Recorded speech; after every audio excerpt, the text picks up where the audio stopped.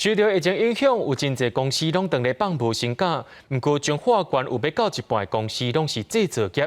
伫即届疫情当中，就业市场比较起来，算是有较稳定。彰化县劳工处表示，这2个月失业率大约是3.8%，算起来是全国第2低。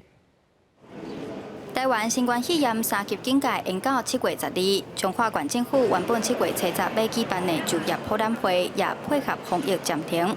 彰化县劳工处表示，县内有将近50%的制造业、40%的服务业、10%是农业。伫这一波疫情下，就业市场相对稳定。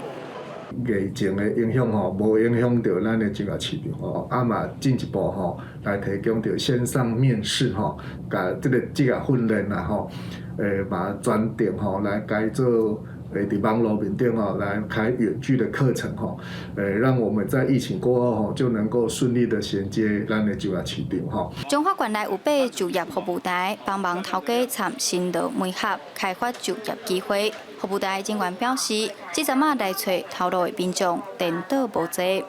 最近真的比较少，真的比较少。电话跟他们联系，想推荐工作给他们也蛮怕的，怕说因为疫情的关系，出去工作怕会有一些这个问题存在啦。当然比例不高啦。彰化县劳工处表示，彰化县109年的失业率是3.8%，全国排第2低。这2个月失业率参去年比较无明显变化。彰化县配合劳动部的安心即时上班计划，也来提供735个临时工作机会予民众申请。